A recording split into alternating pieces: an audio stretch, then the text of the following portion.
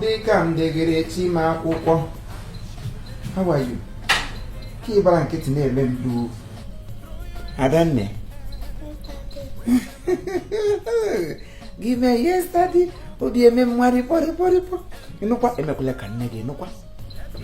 Igeyim. Oh, your character is to characterize me. Inukwa. Ya uni igeyim no omume. Ya kpọrọ m nne gị. Kpọrọ mma gị inukwa. Si na m na-akpọ ya si abịa ngwugwa first and foremost. Ihe m bụ ew.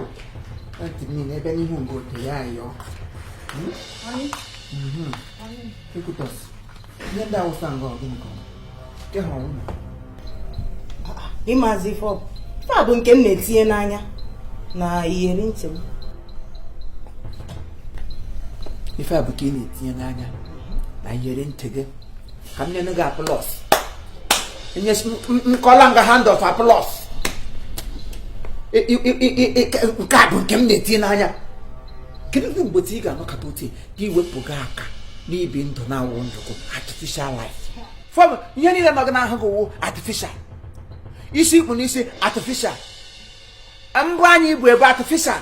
Ke mkpụrụ anyị eme gị were mkpụrụ anyị ikpikpi ga n'anya. Gị na-emezi anya ote ka ibino. Ledu oku bra ihe eyiwo ọrụ ụmụazị mụ na ụmụazị kwegoro n'ote anyị nagala ya n'ote ya kpọdo ihu n'ala. Mgbe ọla gị zuru fom dọga na ara akwụrụ chim. Ma afọ ka ị gara agazi eshi isi ọwụ ọchị. Mgbe ọla gị were fom n'ọcha na dọga n'ọchị kpọkụli ọchị elu ka nnabe ka nwa ọgọ maka Chukwu agụ mechiri ihe mete kpọọ ya ọkụ otele egwuru gị ọkụ by force. Nonsense. Agwụla nga like them artificial. Iwu natural African woman is naturally beautiful. Iwu naturally beautiful. And what they have to what they can ewepụ. Because gaga no God. Gaga no God. And I didn't mananya. Give me one go nyo kuga. Bobli no ninyo. In a foundation. No matter if you go to channel longa, they have go let have foundation. Ni who can am foundation who loga gada one day. Gaga big money now, we don't know. And when flight, Munga catch. And my king with that flight. It's not a flight. He catch the flight. I beg you, Nanja. Some of them now.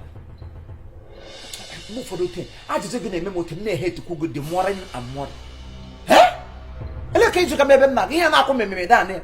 Telephone call them now, guys. Every day, Naza call me. Quote him, Agaja meet you. Na oh no!